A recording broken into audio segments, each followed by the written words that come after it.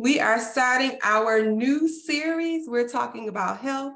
And this week, we're going to talk about sexual vitality with a focus on reproductive health. And we're going to talk about the truth about pre and postnatal health. We have two fantastic guests with us today. We have Brianna Green and Kiana Reedus who are here. And I'm going to just give you a brief introduction to Brianna. She is the Director of Operations at Mama Tutu Village, a prenatal support organization in Washington, D.C. She came to birth work after a career as a corporate attorney after the birth of her two daughters, now 17 and 11 years old. She felt called to support Black pregnant women in her community, hoping to provide the education and support she wished she had during her pregnancies and births. She trained at Mama Tutu Village to become a perinatal community health worker in 2015. After her training, she worked at Mama Tutu Village, providing prenatal education, social support, labor support, and postpartum education and support to over 200 families in just over 3 years. She then transitioned to an administrative role as Director of Operations, merging her corporate background with her heart work of serving Black birthing people in the District of Columbia. Brianna is a graduate of Spelman College in Atlanta, Georgia, and Howard University School of Law in Washington, D.C. Okay, I'm going to go ahead and welcome Brianna on to give her presentation, and we will bring Kiana on just a little bit later. Welcome, Brianna. Thank you, everyone. I'm glad to be here. And thank you for having me today to join in this discussion. I just wanted to share with you all a little bit about the organization that I work with and some of the work that we do to give some context to discussion that we'll have later. Let me go ahead and share the screen with you guys. All right. So Mama Tutu Village, our motto is healthy mamas, healthy babies, and healthy communities. And that is really what we endeavor to do every day when we're serving the clients and the community that we're serving. We are a DC-based Black-led organization, and we were created by Black women in the community in DC. Our goal is twofold. One is to create career pathways in maternal health for women of color to be able to provide services to other women in the community. And the second leg of our mission is to provide perinatal support services that are designed to really equip women with the ability to make informed choices in their parenting and to have support in advocating for themselves. We're guided by the principles that we set to ICARESIS, which are inclusion, collaboration, advocacy, respectful care, equity, support, integrity, accountability, and service. So at Mama Tutu, one of the things that makes us different than maybe some other organizations that serve the demographic of people that we serve is that when we show up, we're showing up in an intentional way. We really want to create a culture that is safe, that is collaborative with the client, and that really centers them so they can make the appropriate decisions for themselves and receive the information that we're giving them in a way that they know is being delivered with love and care and concern. Just a few statistics for you. In 2021 in the United States, 1,205 women died during the pregnancy and postpartum period. And that period goes from pregnancy through just 42 days postpartum is the how they're counting that pregnancy and postpartum period. That was in 2021. However, that's up from 861 deaths in 2020 and 754 deaths in 2019. So there's a steady increase. And that's overall across the spectrum of all births, all pregnant people in the United States. When we're talking about Black women in pregnancy in 2021, of that 1,205, 362 of them were Black. So that being said, just to give another context of those numbers, for all pregnancies out of 100,000 births, 32.9 end in a maternal death. We're talking about Black pregnancies out of 100,000, 69.9 end in death. So that's a huge difference in the rate of maternal death during pregnancy and postpartum. It's been said by many professionals, medical professionals, that 84% of pregnancy-related deaths are considered preventable. So that's something that's really striking, that the vast majority of them could have been prevented if they had been identified or if the concerns of the birthing person had been considered. When we're talking about the work that we do with Mama Toto, we center Black women because we know that in DC, Black women are 4 times more likely than the national average to die during or after childbirth. We know that Black infants in DC in wards, DC is divided into wards 1 through 8, and wards 7 and 8 are the most disinvested wards in DC, where the majority of the Black residents live. And infants in those wards are 10 times more likely to die within the first 12 hours of childbirth. And then the families who are living in those under-resourced wards also experience higher levels of food insecurity, limited access to quality healthcare. There's no hospital in wards 7 and 8, which is an entire section of the district, highly populated. And we also have disparate rates of unemployment and violence to those members of that community. So this is the direct demographic that Mama Toto Village is serving. The people who are living in wards 7 and 8. And when we do that, we're really looking to address some of those social determinants that impact not only the livelihood and stability of the family, but also directly and indirectly impact the pregnancy of the individual. So we know that during the first 6 months of a infant's life, we want to provide comprehensive and culturally relevant and responsive services to our clients. And we do that by providing health education, pregnancy-related education, care coordination among ourselves and also among other community resources that they may be navigating, social supports to ensure they have resources and access to the resources that they need to ensure family stability, and also addressing mental health concerns that the clients may have as well. We do that through a program called Mothers Rising, our home visitation program. And we have several workers that work in a team, which I'll talk about in just a second, that really, our goal is to really address all the issues that I've been talking about, to provide these parents with all the tools that they'll need to, number one, stabilize their families, and then which will in turn allow them to have healthy and be able to focus on having a healthy and happy pregnancy. The way we do that is through this model of care. We enroll our clients and do a full psychosocial assessment to determine what is it that is important to you and your family, what is it that you need, what have we identified that you may need to support you, what things are you navigating, so that we can then work with them to evaluate and co-create an individualized plan for each client. So each client's plan is individual to them based on how they present and what they feel is important to them. They're assigned a team of people that is culturally reflective. We have several of our workers that work at Mama Toto who were actually clients of ours, and they've returned. Right now we have 7 that are working with us that were clients and then returned and said, I want to deliver the same services that were given to me. I'm going to give it to someone else. And so it's really important. That's a relationship-based approach that we take that we know makes a difference. It's not just, I'm going to give you this resource, I'm going to tell you what to do, I'm going to send you off somewhere. They really have someone that's working hand in hand with them, holding their hand if needed, and someone they can relate to not only culturally, but also coming from similar communities and backgrounds. The client, again, like I said, gets all that care coordination, the support, navigation of resources and advocacy. And the outcome is that they have enhanced autonomy. They are able to make appropriate behavior changes as needed. They have increased health literacy, increased pregnancy literacy, and the family overall is stabilized, which in turn has improved perinatal and psychosocial outcomes.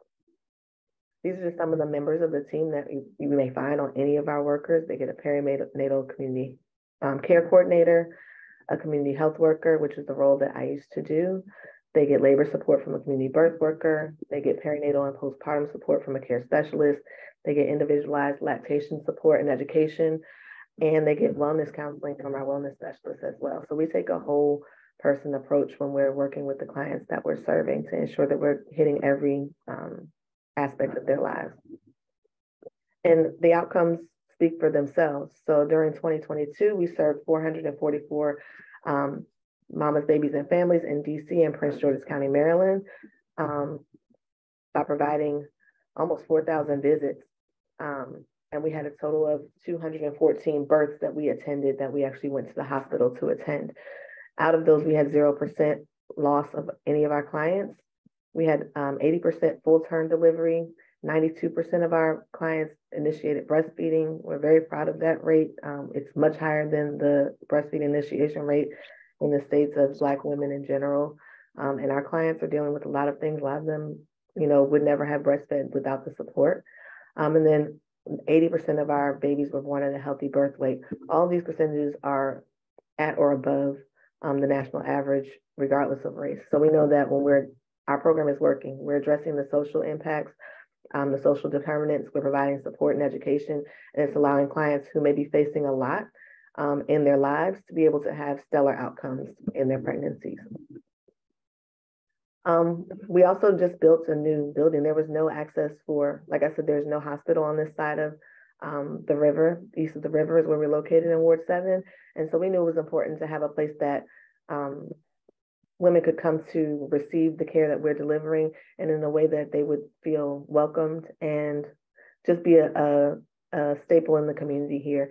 And so we opened a new home in Ward 7 just last year. We moved in. I'm really proud of this building that we purchased. And so this is where our clients come and receive all the love from the team that works at Movement. So that's just a little bit about me and what I do. Sarah, I guess I'll defer to you to go to the next guest, or is there something I should do further? You know what? I'm going to go ahead and bring Kiana on up. Thank you. That was a lot of information. Very, the statistics that you gave, they really almost, they were staggering. But I want to go ahead and bring Kiana up now. Just before you do that, I know you have some questions. I've got to say something, because you are a superwoman. And you really have done our community a tremendous service. Amazing. And if I had some money, I'd write out a check right now and buy you another building. You're not talking loud, you're saying something. Yeah. And you're backing up what you say with tangible, concrete, beneficial, advantageous services in the community. And this is what we need more of, because it's one thing for, women to say, I love my sisters, but ain't doing nothing.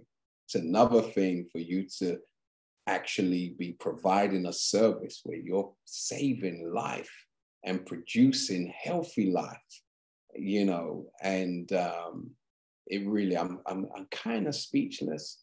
Right. But I'm extremely impressed, and I look forward to, after we have Kiana's presentation, drilling down a bit more on what she presented, because I'm sure everybody in the audience was very moved, because I appreciate that. Thank you so much. I really appreciate that. We're going to send a film crew. We got to make a film in Washington, what you're doing. Yeah, come on down. I mean, we're boots on the ground, and we're doing this work from our heart, and that really is what makes it different. We really want to see our communities well, and that's why our clients come, and that's why they come back, and that's why they come and do the work themselves, because they know that it's really impactful, and it's from the heart, and it's making a difference. And that's a testimony. When people come back and say, I want to work for you. I actually just did the numbers. Because we're celebrating our 10th year anniversary this year. And so I was just doing the numbers for, people who have done been clients and returned to work for us. And we're at 19 people that have been our clients and have returned to work and do the work themselves. And I think that's amazing. That really is, for me, the testament to that what we're doing is really, it's working. Wow. So I'm hoping that your celebration will include us. Because I will definitely send you the information. Yeah, we want to be a part of it, and we're honored to tell you. You know, we have people from Holland on the line. We have people from Paris on the line.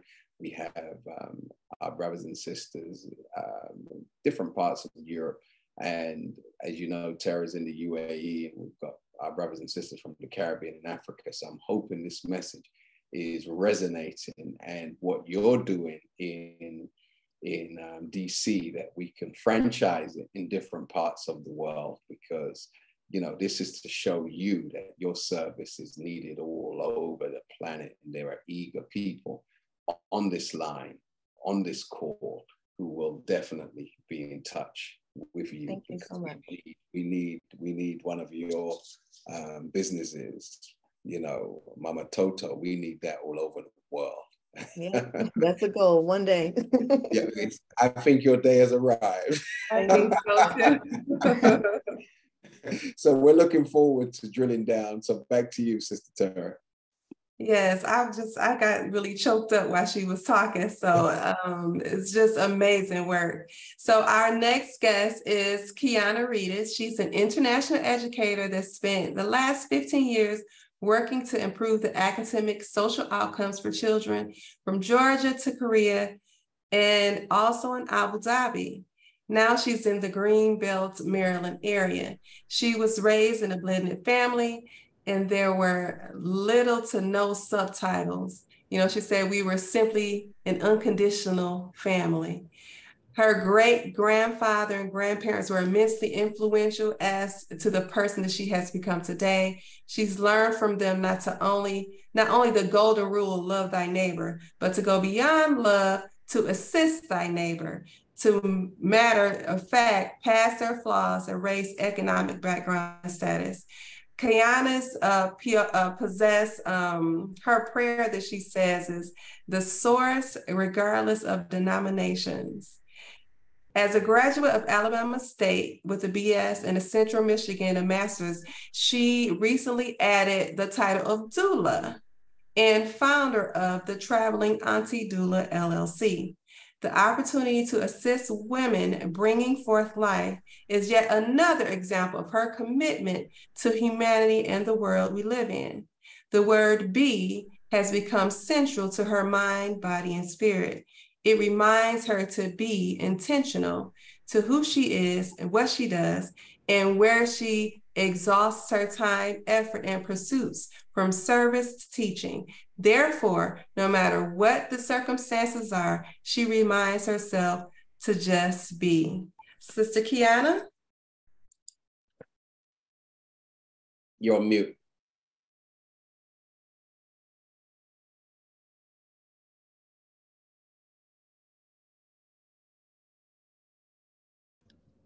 There you go. Hello, how are you? Hey, very good. Bye, welcome. Thank you for having me. I want to share a little bit about something that we don't think about, which is maternal fitness. We often think about health starting when we get pregnant or trying to deliver the baby on this side, but we have to understand baby needs us before. So I'm going to share the benefits of fitness at every stage of pregnancy. Now, I adopted this not only for myself prior to my doula work, but you can't tell now, but I used to be 346 pounds. I've lost over 154 pounds. Wow. And that was encouraged by one of my instructors. We were doing an exercise where it's called Rembozo. And she said, you know that they're going to need the support of you as you support them. And I never thought about that. I never thought about physical support. And when she said that, that was my driving force to get my own health in order. So I want to talk about these 6 factors or benefits that truly help women. The first one is energy. We don't understand sometimes that working out or moving our body helps maintain or stabilize the energy of the mother. Often we hear that we're tired, we can't do this, we can't do that, but just a quick 10 minutes a day can change that. And if we are maintaining our energy, guess what? We're maintaining the health of the baby as well. Discomfort. We always see moms moving and trying to adjust their bodies. Guess what? If we get moving on a regular basis, that helps us eliminate lots of discomfort. That helps us get those joints a little bit softened. That helps us understand, helps the baby understand as well that there's room being made for them. Our favorite thing, rest. People don't understand that rest is a good thing, even when we think we can't fit it in. But that rest helps us reset. And if we don't have the proper rest, that baby doesn't grow as good as it needs to. Your body does not, like we said, move how it should be. So I always encourage my clients to guess what? When that body says stop, you stop. You take a minute to give yourself the rest that it needs.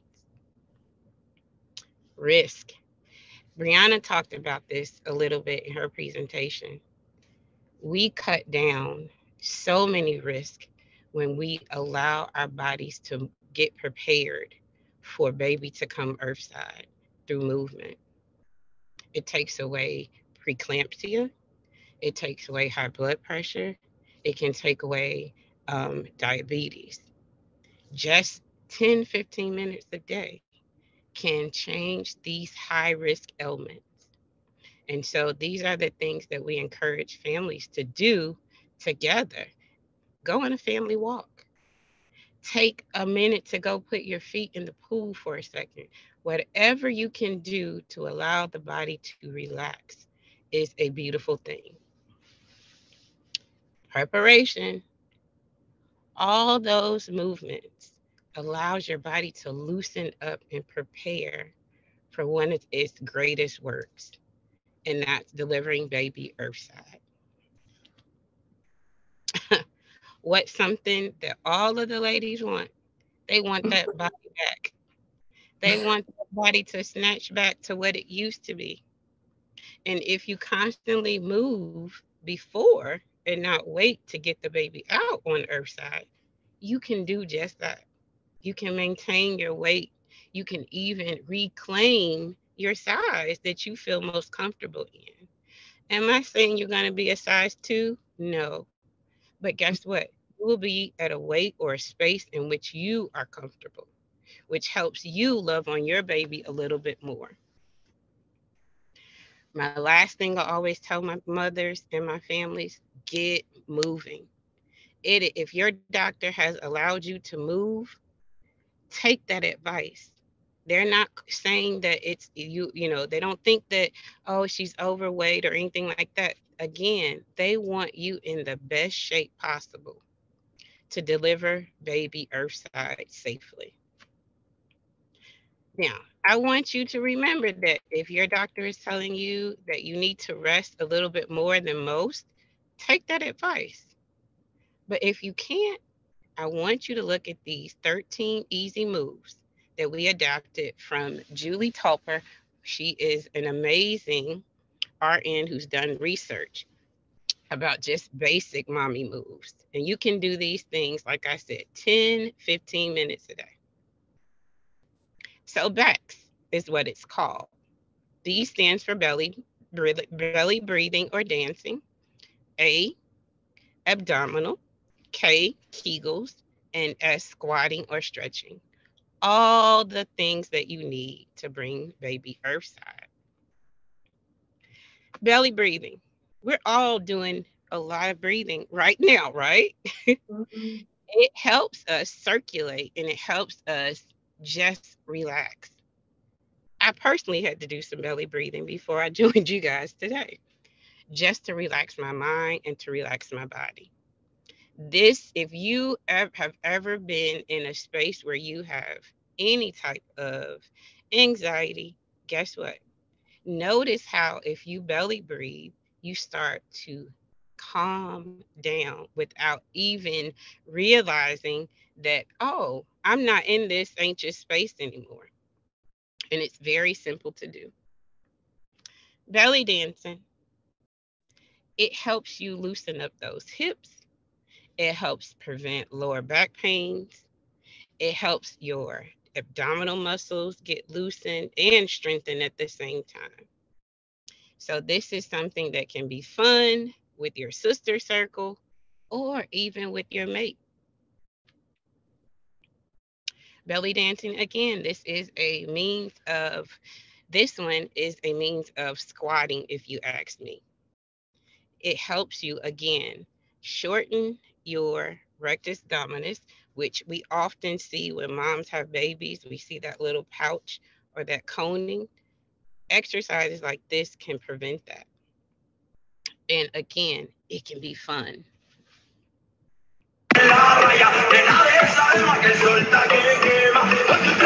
A great exercise to do with your sister circle again. Belly dancing, I tell you, you've seen 3 different versions of them, right? You've seen them in a more private setting, you've seen them in a more group setting.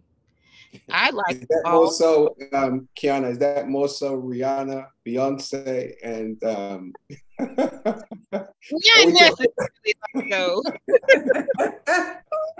are we I, talking about something else here? right. I like this one because this is one that you truly, I think, and Brianna, you can correct me. I think this is one of the most helpful ways for birth. Right, Instead of laying on your back, it helps you prepare in a different way to help gravity do what it needs to do. right. Again, the abdominal exercising, the abdominal space, helping with contractions. It helps you with pushing through labor, and it also helps with the separation of that abdominal muscle that sometimes separates during childbirth. Another means you can lay on your back, but we try to tell birthing mothers not to stay there for a very long time. If you are comfortable, of course, but what we really want to do is put you in a position where baby can do the work with you and not for you, and you're not stressing to get baby out. I was, Kiana, I was looking at, I think it was one of the Caesars, that this position became popularized by one of the Roman emperors or Caesars who wanted to see Mhm. his child being born. Yes. So the Yeah. woman was laid on her back, right? And Not knowing that it wasn't helpful, right? right, Not knowing that it can do more damage to mom. And so here you are having a mom not being able to care for her, her child once she's given birth. So right. these movements, we don't think past that moment. We don't often don't people don't think past that moment. We have to understand, guess what? She has to not only care for herself, but she has to care for the child, and she may have a whole family to care for after childbirth. Right. Kegels. A lot of us women know about that, right? Some of us might be doing them right now. We're trying to prepare or strengthen that pelvic floor, and it helps us open and relax during childbirth, which is another reason I tell parents, mothers, to try and get on all fours and to stay off their backs. The elevator, again, this is one standing up. Pelvic floor muscles. So you can, if you notice, there are variations of each exercise. You don't have to just do it one way. You can do it multiple ways to where you are comfortable, but they all serve pretty much the same purpose. One of my favorites is squatting, because this is something you can do every day with or without support. It not only helps your abdominal muscles, it helps your knees, and it helps your pelvic floor. All spaces that you need to get baby earthside. Does that not look easy, my friends? Stretching, opening up that chest, helping that back.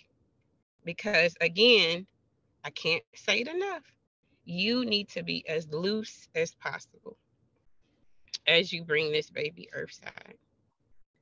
Another relaxing space that people don't truly realize until they do it is putting those legs up high and allowing gravity to do what it needs to do to help strengthen your inner thighs, to help strengthen your abductors and other muscles that are lower.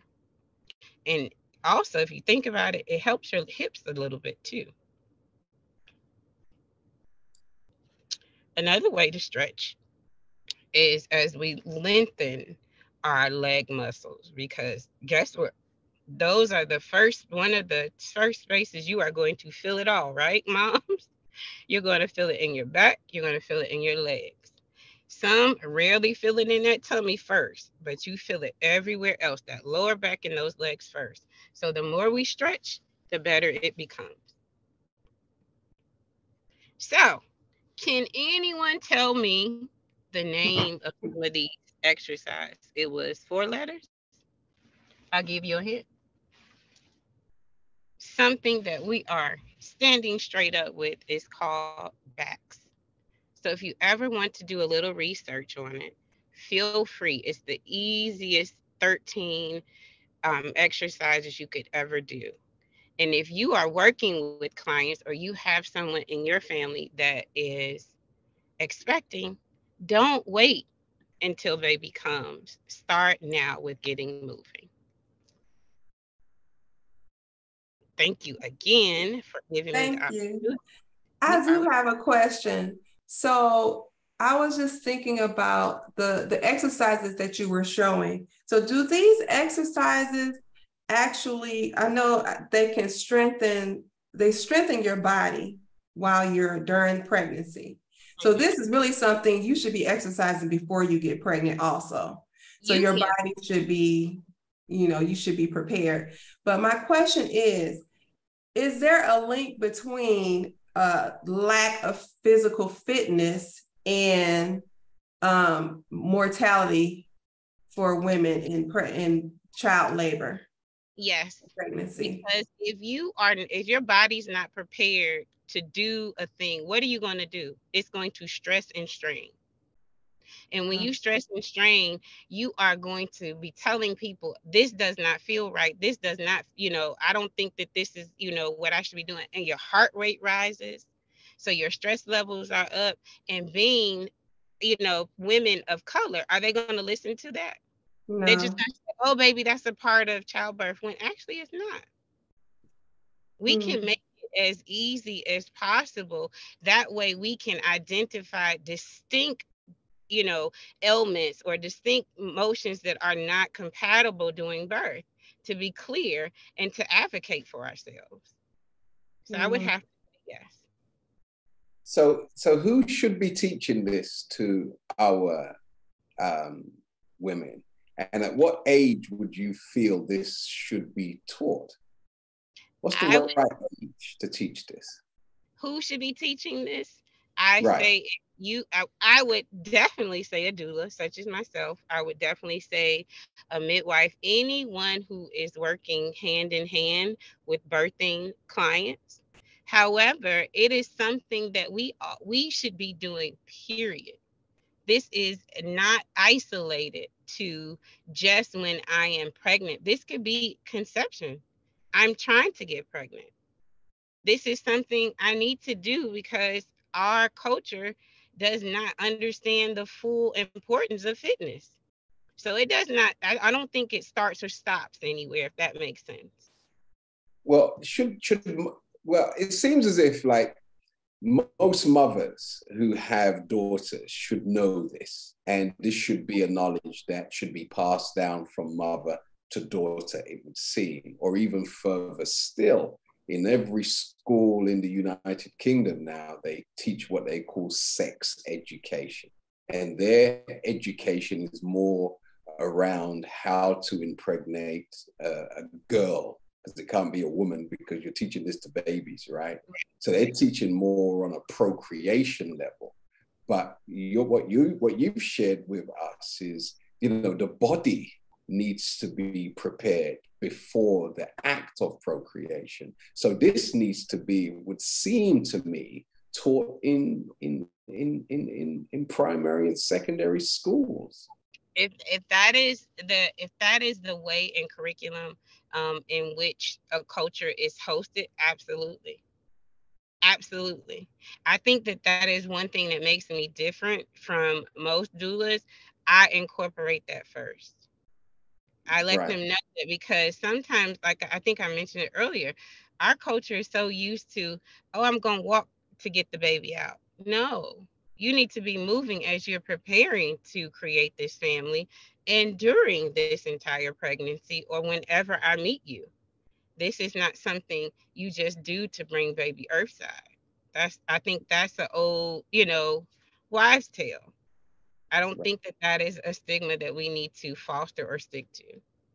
One of the things you didn't mention is the effects of a woman being, if a woman's pregnant with child, is swimming advisable? I think that we toy. A lot of people go back and forth with that because of the chemicals in water. Um, my philosophy is I don't think that you should do anything excessively. Right. That would be my thing.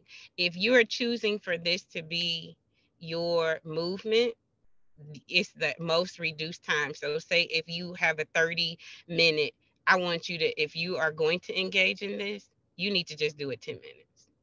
Right. Because I'm And I'm seeing I'm seeing more and more women in the gym, 5 months, 6 months. yes, and most, not to cut you off, brother, but most women that you are seeing then, they were already working out.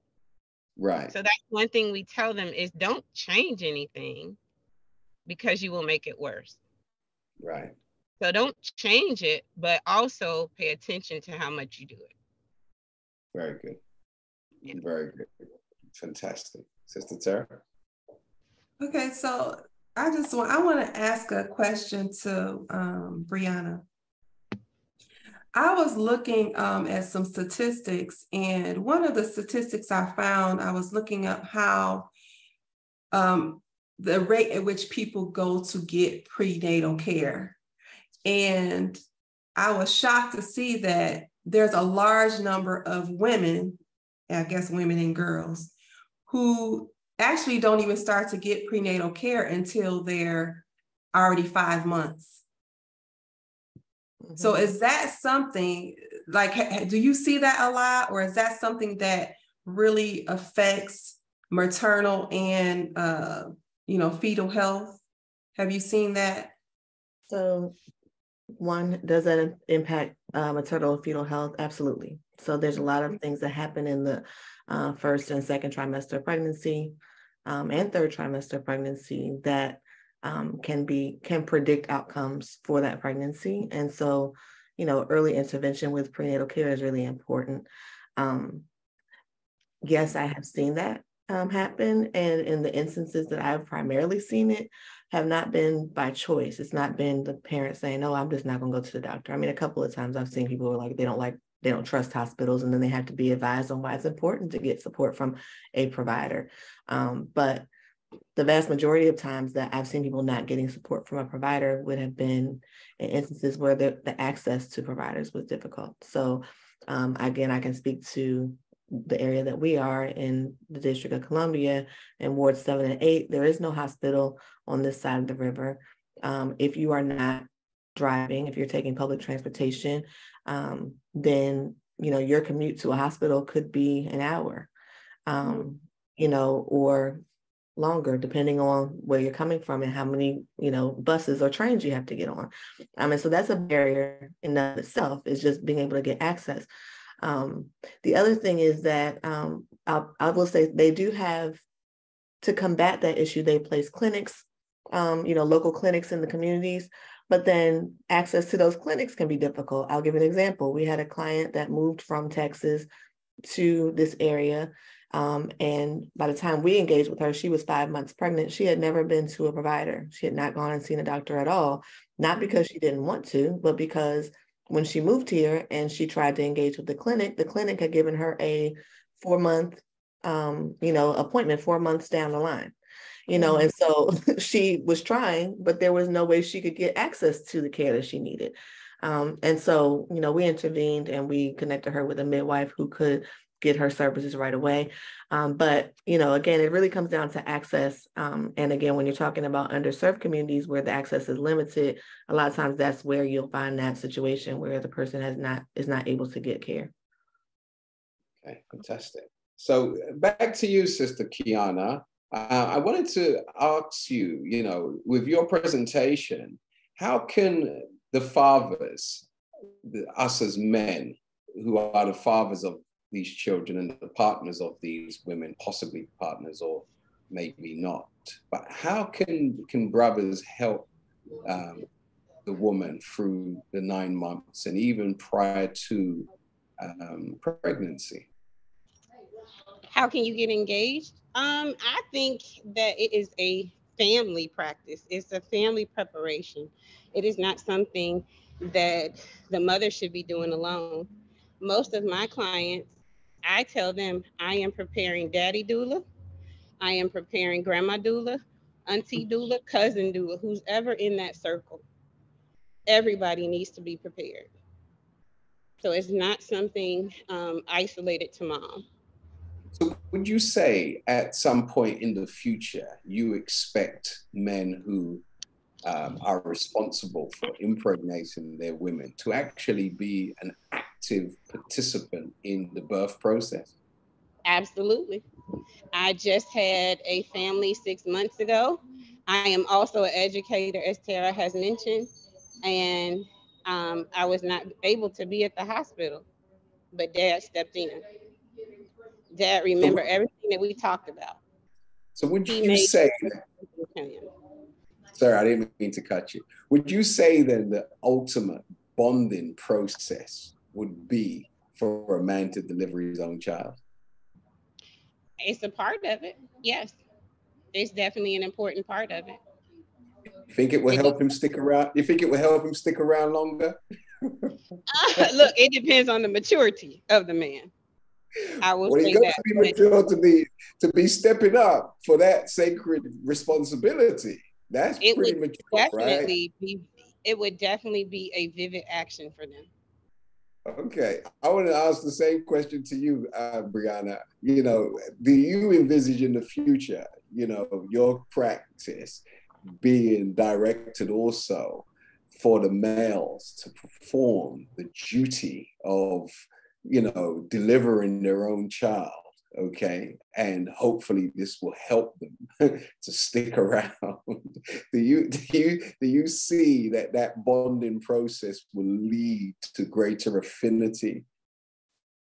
Well, I'll say this, when we are working with our clients, we take a 3-generation approach. So our goal is not just to support the birthing person. We're supporting, the birthing person, that baby, and then the people who came before, the grandma, the auntie, and also the parent, the father or partner, whomever is there supporting.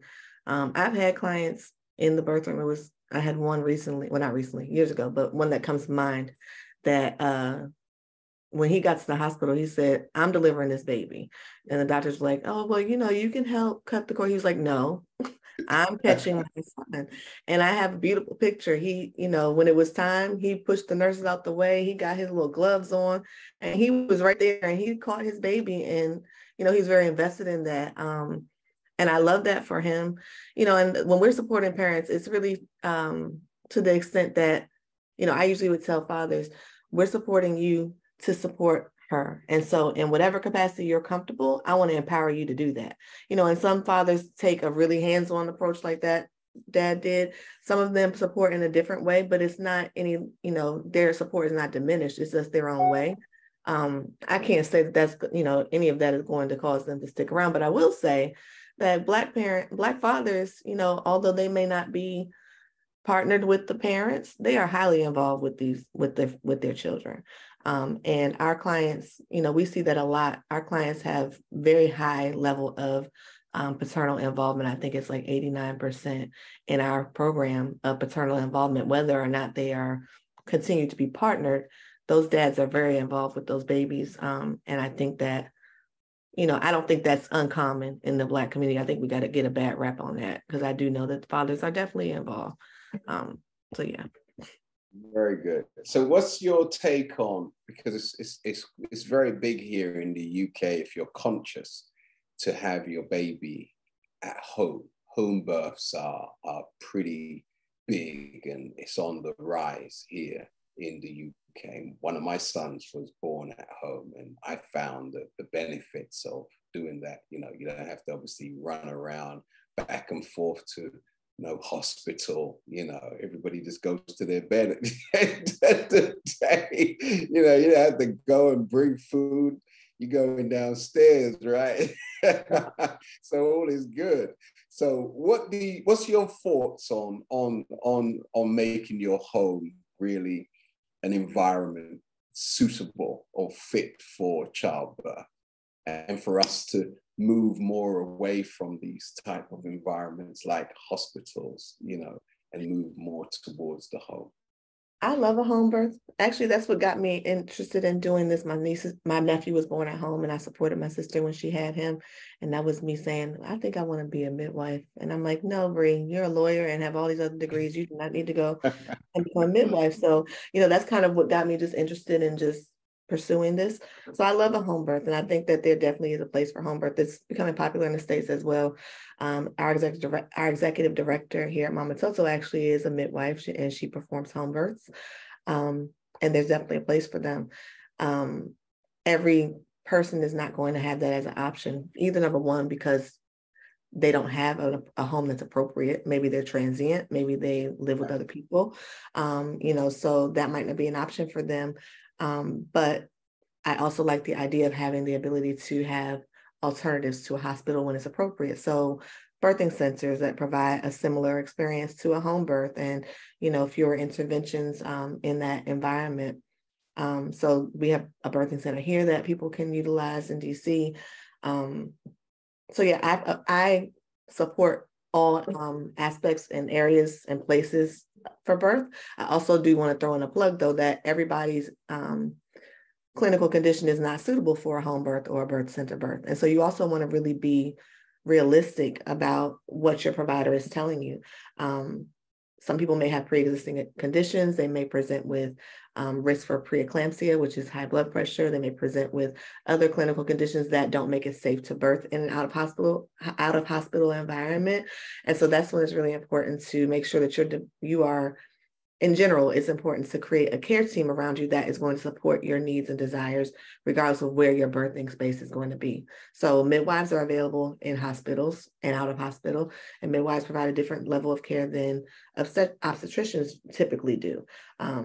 And so, the provider, I think, is mainly super important to drive the type of birthing experience you're going to have, regardless of the location that it ends up being. Very good. Very good. Thank you. So Kiana, as you deliver our wonderful babies into the world, do you advise the men to be the kings over their home? Because if we're the kings over our home, right, we have to provide a space for the little princess to be born, no? I think that they should prepare space. Should this space be a space where no one else can come in? I think it should not, because again, we need to welcome any assistance we might need. And so, yes, have the authority over your home, but make sure that space is welcoming. Yeah, because you can't just say you're the king, you know, this is my house. and, Exactly. and when it comes to providing a space for the next generation to be birthed, like, you know, you're struggling to find an appropriate area. That's a bit unacceptable. So would you say, just a question to both of you, I want you to both answer this question. Because as you were speaking, Brianna, first making your presentation, an old Freddie McGregor song came to mind, you know, to be poor is a crime, you know, because it seems as like, because we have lack of access to resources, then we cannot necessarily benefit from all of this talent that we have, you know, and have the best experience. So would you say, you know, the poor education really is at the root of the amount of our people who are dying in childbirth? And would you say that the vast majority of these women who are dying in childbirth in our community, is it based upon a lack of support from the father, or is it just a case of poor education and bad preparation? I would say it's none of the above. I would say that the outcomes that Black women are having in childbirth and the postpartum does not discriminate between someone who was poor, someone who was rich, someone who's middle class. Black women across the spectrum of socioeconomic backgrounds have the same rate of poor maternal outcomes. And so it's not based on something that they didn't know, or didn't do, or resources they didn't have. It really comes down to white supremacy is the big umbrella, and the racist response that they receive. So I'll give an example. You know, it really comes down to they're not being listened. So we've heard Serena Williams say she had this happen to her. We've heard Beyonce say this happened to her. We've had, you know, down to my little clients who have had it happen to them. You know, I've seen it firsthand. One client I had went to the hospital multiple times. Something's not right. I don't feel right. They kept sending her home. She kept saying something's not right. They kept sending her home. And eventually she went back and said something's not right. And they told her, your baby is dead. The baby had died. But she had been telling them for weeks that something wasn't right, you know, and she just was not listened to. I've seen it happen in labor, you know, clients saying, something's not right. I'm in pain. This pain is not normal. Oh, you just need an epidural. No, that's not what I'm saying to you. Until I, you know, and if I had not been there to push and push and push and literally pulled 4 different doctors in before finally the 4th one listened and found that she was having an extreme medical emergency and required an emergency C-section, or she and the baby would have died, but they didn't listen to her, right? So, you know, that's why it's important to have support, people who can amplify your voice. You know, I'm never here to take the voice of anyone, but I'm here to hold the mic and be like, nope, you're not hearing her. You need to listen to her again. Let me say it in a different way. Because it's not that they didn't know something or they didn't do something right. It's that they weren't being heard or listened to. And I blame racism for that, because there's no way that Black women are having these outcomes across the spectrum in the rate that we're having them. And as I said, 84% of maternal deaths are preventable. If they're preventable, somebody's not hearing the right thing, you know, and if Black women are having it at such a high rate, they're not listening to us. So that's what I would say is the reason. Wow. Do you want to chime in, Kiana? Kiana has taken every sentiment of my heart. Advocacy is key, which is why I say educate the entire support system. You don't just advocate mom, because there may be a moment where mom can't have a voice. So I totally agree with my sister just said. And what would you say then in reference to us as Black people? You know, is it a matter of lacking courage why we don't, you know, even support entities like what you represent, bearing in mind the awful statistics that were quoted at the front end of the program? For me, this is just my thought. Education equals advocacy. And many of us will say, oh, that's your job. or that's what you should think, or my grandmother said, or my grandmother did, or my auntie did. Not realizing you have to educate yourself. And when you Right. educate yourself, you give yourself a voice. That Right. is one of the things I even teach my little kindergartners. I have a voice and it needs to be heard. And so Right. when you get that mentality of having a voice and educating yourself, you bring power. And who Right. ignores power? Not many will ignore power. And Right. so um, we are not used to, as Black people, embracing our own power. We tend to embrace that power when something's wrong Right. and I have to fight. But I Right. don't have to fight Right. as I'm growing. I don't have to fight. Right. So, Sister Brianna, what would you say in regards to the type of clients that are attracted to your service?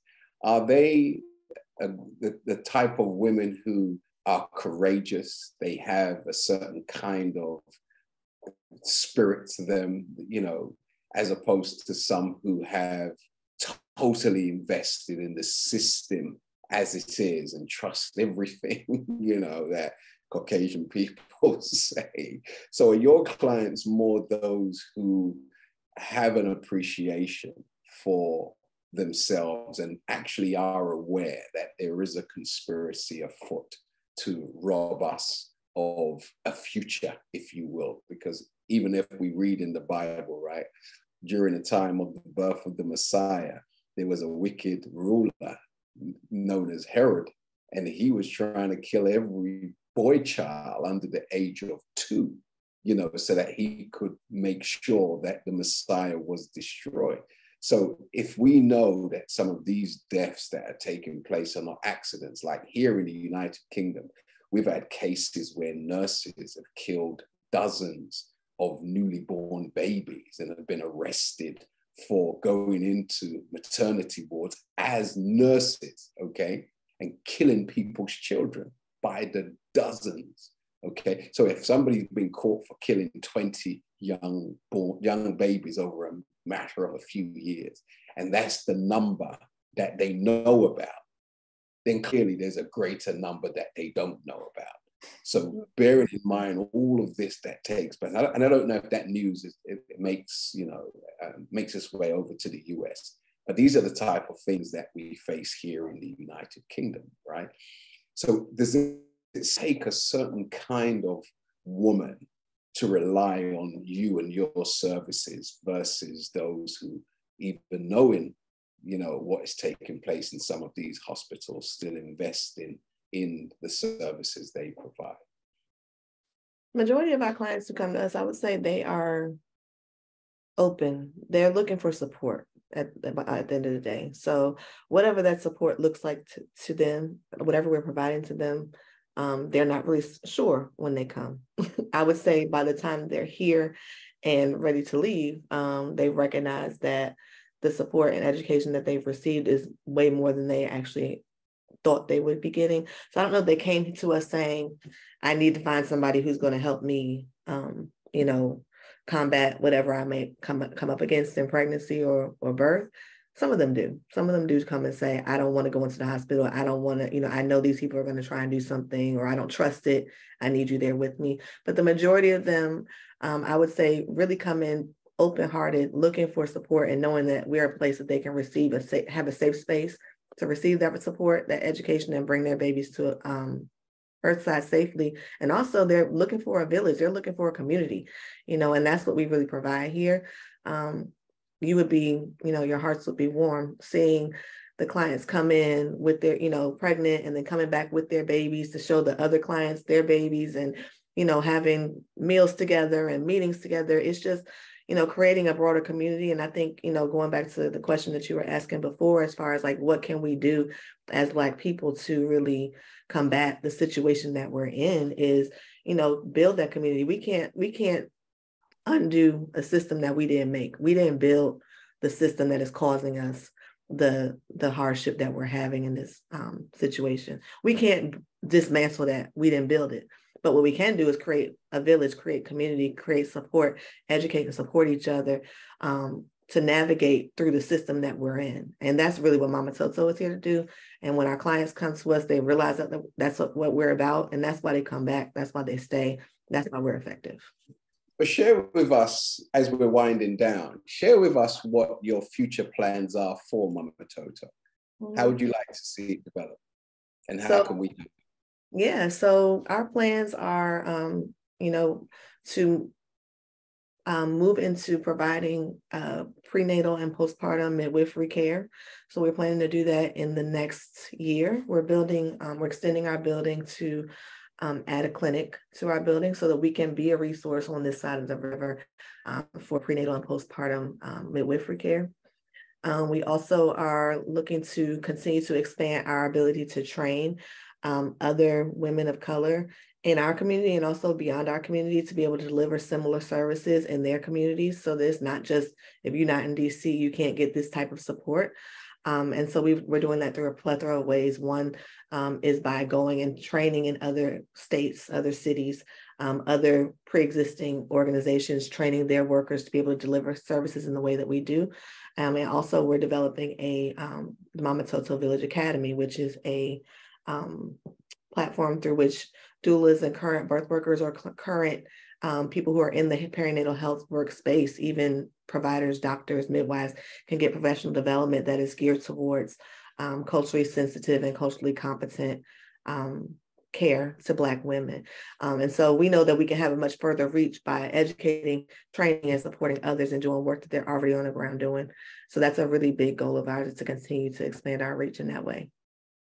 And do you plan to be able to authorize and word jump straight out of my head, certificate, in other words, potential doulas and potential healthcare workers, where we can come to your practice and get trained and be certified to practice literally internationally, right? Because, delivering a child is not different in America than it is in China, right? Like, there's one process, and if your process is producing the results, do you plan to certify people henceforth?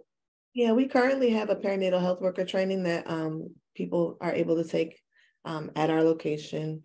That is they get certification to be able to provide all of those supports that I was talking about in my presentation to clients.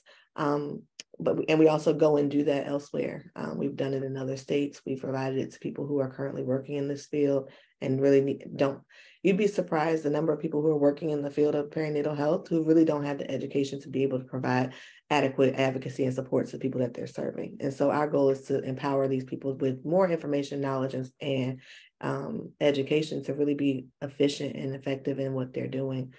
So yeah, we absolutely are doing all of the things that you mentioned. And, I'm excited to see the impact that we'll have beyond DC, beyond our immediate area in the States. And, if we can go international, that'd be great too, fly me out. We look forward to the first Mama Toto baby being delivered outside of the United States. We look forward. And you can also, if you want to find out, if any of your viewers are interested in finding out more about what we do, you can always look at our website. It's www.mamatoto, village.org. She put it in the chat. Yeah. And then you can also see our Instagram at Mama Toto Village. We put a lot of information there, just in general for birthing people as well. Tips and tricks for people who are pregnant, postpartum. Lots of good content on there for staying healthy and enjoying your pregnancy.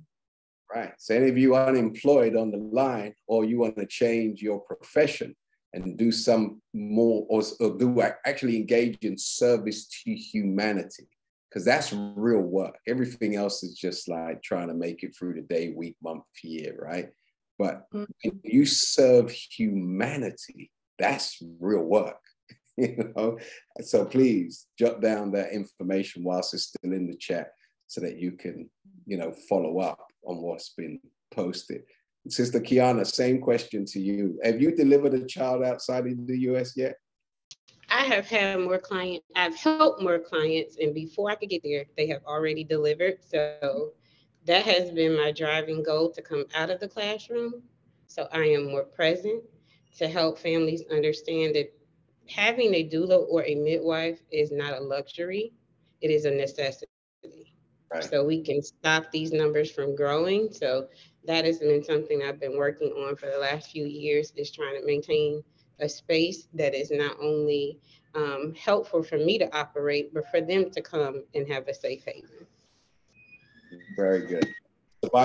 So by way of also qualifying our people and helping to educate as many as you possibly can and globally certifying them, what plans are afoot to achieve such noble objective? Yes, I'm sorry. I'm in the midst of a doctor's appointment as well, engaging with you all. Yeah. Yes, and that is why I chose the name for my service, is the traveling auntie doula, because I don't want people to think that if you don't have it, you can't get it. You Right. can. There, if you are in the, like she said, in the right space, in the right villages, there is a service that can be provided to you, and don't think that it cannot be. So that is my goal, is to put the action behind my name. And have we posted, Sister Tara, Sister Kiana's details in the chat? Because we want to send as many your way, Sister Kiana, but we want to thank you for your service to us this evening. And we want to make sure you don't miss your doctor's appointment. And we want you to focus on that. So let's give Sister Kiana a big round of applause, spiritual injection. Let's thank her for taking time out of her busy schedule to be with us. Thank you, sister. Thank you, Sister Kiana. We look forward to being in touch with you, but we would like you to continue on with your appointments for this wonderful day. Thank you so much. Thank you. This has been truly an honor and a pleasure to have this conversation with you all. And Brianna, I would love to contact you as well for some things. That was great. We'd love to speak with you, sis. Fantastic. Wonderful. So, Sister Brianna, just for us to close out with yourself, when can we expect to have you in the UK? Mm-hmm. Listen, my daughter has it her way. I'll be there next spring. She wants to come do a little traveling for her graduation, and you all are on her list. So I'll definitely Fantastic. have to. So let's host a conference for you when you come. Yeah, that would be great. We'll have to definitely. It's very important. And hopefully the conference, we do it right, it can provide a nice gift for your daughter, a nice graduation gift. And we have a great group of sisters here in the UK and throughout Europe who would love to host you, and invite as many women as possible to come and hear you. And also some of us as men would like to tag along too, and and be a part of this, because I honestly believe, these type of conferences are very important. And for those of us who have young sons coming up, our young sons need to be exposed to this type of information. So, they know that, young girls and women are not playthings, that pregnancy is no joke. It's not abracadabra. It's not, my great grandmother lost her life in pregnancy, in childbirth, so, and in the Caribbean, you live in some of these rural areas.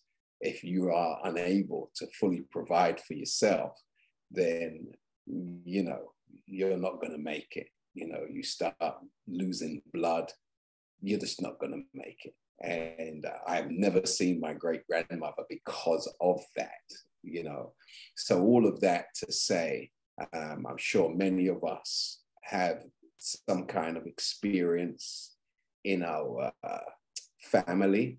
And I think what you've shared with us today, if we take it very serious, we can improve the health of our bloodline going forward, and we can ensure that that child that had to work so hard, to make it to the womb, that if we are not negligent on the other side of the skin, the other side of the stomach, then we can ensure that they get an opportunity to enjoy life and to make a contribution. So are there any closing comments you would like to share with us, Sister Brianna, before I bring in Sister Tara, who also might have some closing questions for you? In fact, let me bring you in first, Sister Tara. Are there any closing questions you wanted to ask Sister Brianna? I didn't have any questions, but I did have a comment. I do believe that we do need to have a system where our men are being educated also, because men should not be helpless when it comes to birthing babies. I think that is something that definitely has to happen. So when we have this conference in the UK, I think it should be for men as well as women, because men should be there supporting their wives and just understanding how the body works and what needs to happen. Just as women need to understand how the bodies have been delivering babies for centuries. So it's nothing new, just have to know what's going on with your body. So there's a lot of education that needs to happen. And I think that building our own and learning for ourselves and not depending on others is the way forward for us all. That's my closing statement. Fantastic. So it looks like, Sister Brianna, we need to get a date in the diary. I just want to say I agree with you all, and that's always when we say we're a village here, we literally are a village here. That's always our goal, is to empower the person who's having the baby, empower the grandmamas who are helping their children that are here. You be maybe not surprised, but we call them our village kids, my children, and the children of the other workers who have been here for many years since we've started. The boys and girls alike, they know exactly what it means to support someone during pregnancy, not just, oh, she's having a baby, but, their questions will be things like, what does she need? Can I bring her some water? They're 5 years old. The little boys are saying, Mom, I'm going to be, a great husband when I have my son. I'm going to do X, Y, and Z for my baby because I've seen what it really takes to support somebody. So it definitely starts early. It definitely is a village mentality. And, this is something that we're proud of, but it's something that, we as a community have to continue to foster amongst ourselves to make sure that it's not just lost in this little village here in DC, but it should be a practice, across the world.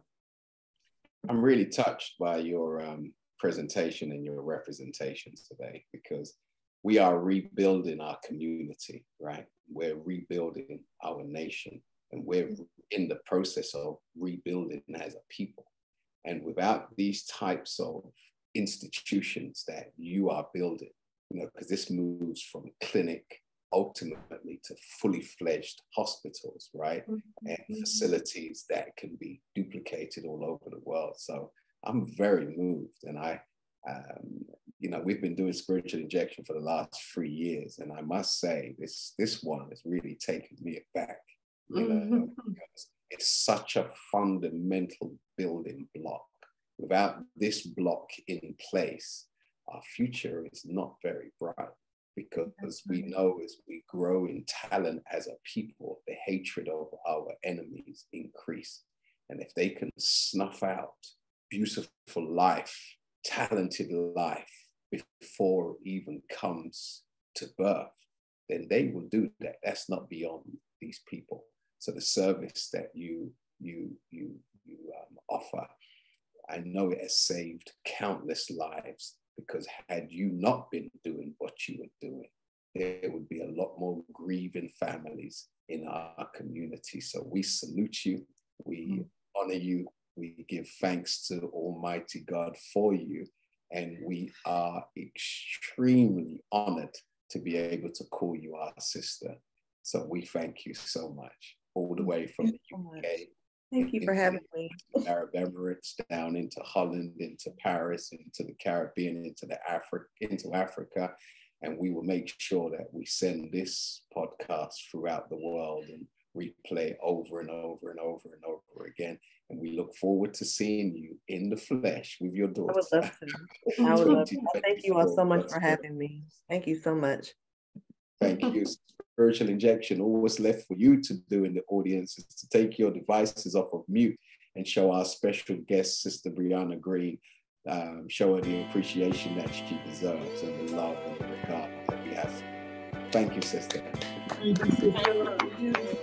Absolutely brilliant, sister. Thank you. Thank you, ma'am. Thank you. Really enjoyed it. Thank you very much. Exemplary. Beautiful. Thank you, thank you, thank you.